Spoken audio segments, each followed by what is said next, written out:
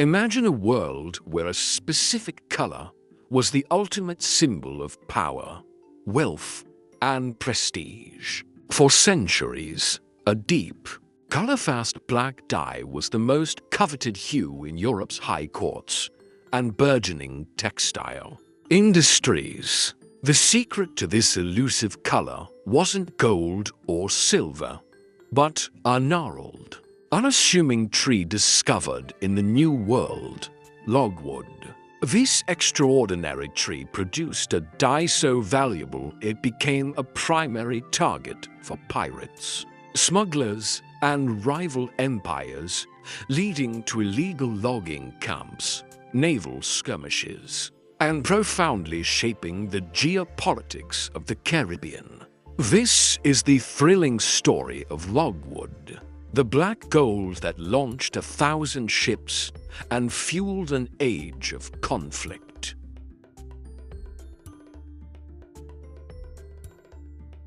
Our journey begins in 16th and 17th century Europe, an era obsessed with status and appearance. In the courts of Spain, the Netherlands, and England, a particular color became the ultimate expression of power, sobriety, and wealth: black.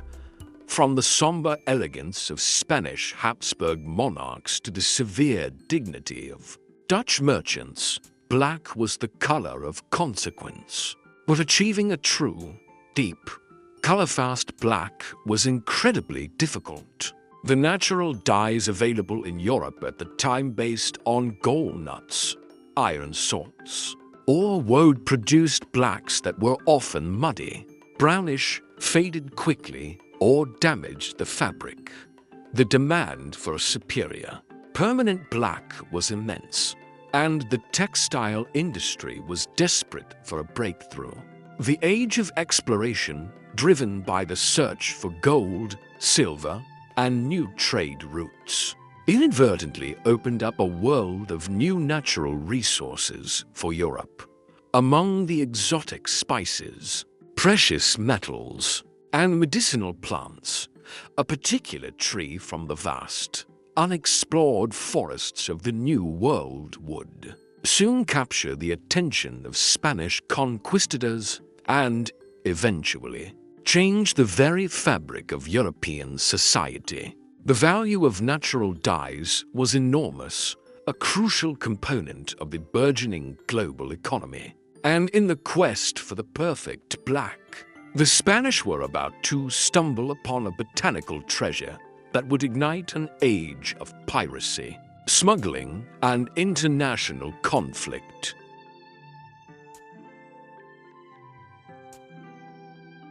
It was in the swampy, mosquito-ridden coasts of Central America, particularly in the Yucatan Peninsula, modern-day Campeche, Mexico, and what would become Belize, that the Spanish made their revolutionary discovery.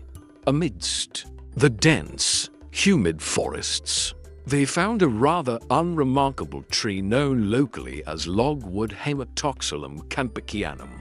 The true magic of the logwood tree lay hidden within its heartwood. When cut and chipped, this hard, reddish-brown core released a powerful chromogen that, when treated with certain minerals mordants, produced an astonishingly rich, deep, and incredibly colorfast black dye. It was the holy grail of dyestuffs, exactly what Europe had been searching for. The logwood dye was revolutionary. It produced a black far superior to anything else available, deeper, more intense, and remarkably resistant to fading. Suddenly, the elegant black silks and wools of European aristocracy could maintain their pristine color, solidifying black's position as the ultimate fashion statement. The demand for logwood exploded. It became known as black gold, a commodity as valuable as many precious metals. Spain, with its vast colonial empire, immediately recognized the immense economic potential and moved to claim exclusive rights, setting the stage for one of history's most unlikely and persistent conflicts. With Logwood's discovery, Spain held a literal monopoly on the world's most coveted color. But in the wild, untamed corners of the Caribbean, monopolies were made to be broken. The irresistible lure of black gold would soon attract a desperate, dangerous, and utterly ruthless cast of characters. If this surprising tale of fashion and empires has captured your imagination, I invite you to consider subscribing to the Dusty Codex. Your support is essential in helping us bring these profound histories to light. Before we delve into the world of Logwood pirates, I'm curious, what other unexpected commodities do you think profoundly shaped the course of history? Let me know in the quiet comments section below.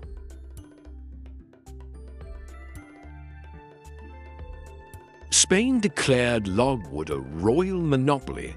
Only authorized Spanish subjects could cut it, and it could only be shipped through Spanish ports. Laws were enacted, patrols were dispatched, and severe punishments were threatened for anyone caught engaging in illegal logwood trade. But the vast, untamed coasts of Central America were impossible to police effectively.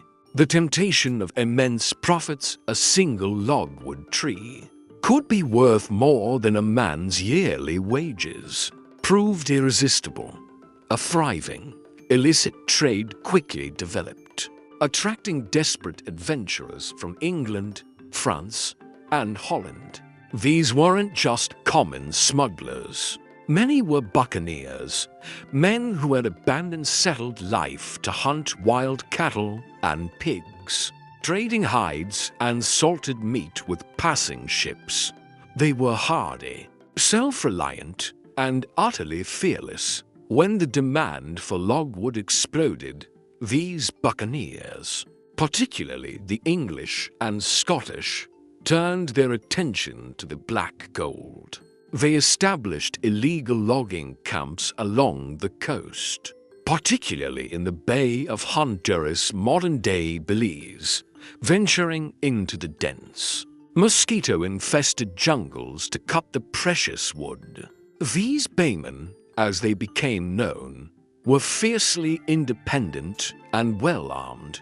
Their illegal trade was a direct challenge to Spanish authority, transforming logwood from a mere commodity into a casus belli.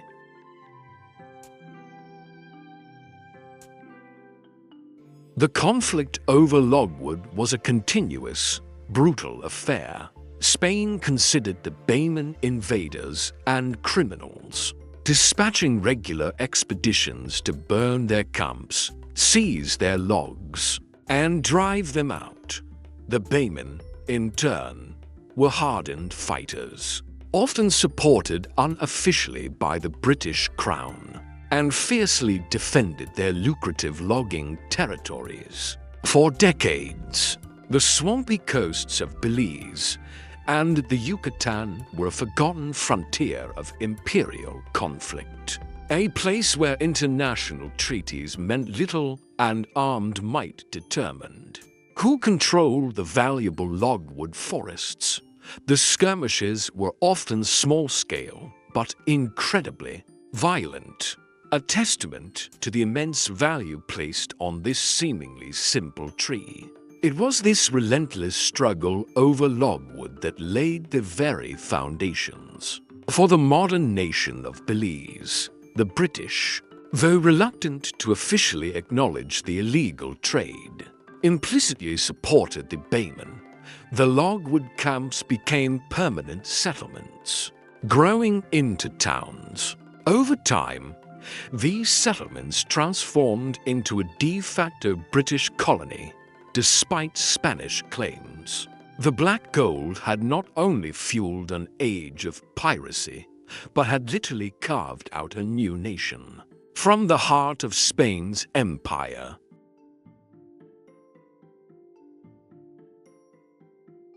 Once the logwood chips arrived in Europe, they underwent a complex dyeing process.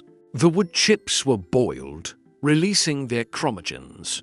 Then, various mordants, particularly iron salts, were added to create the desired shade of black and to fix the color permanently to the fabric.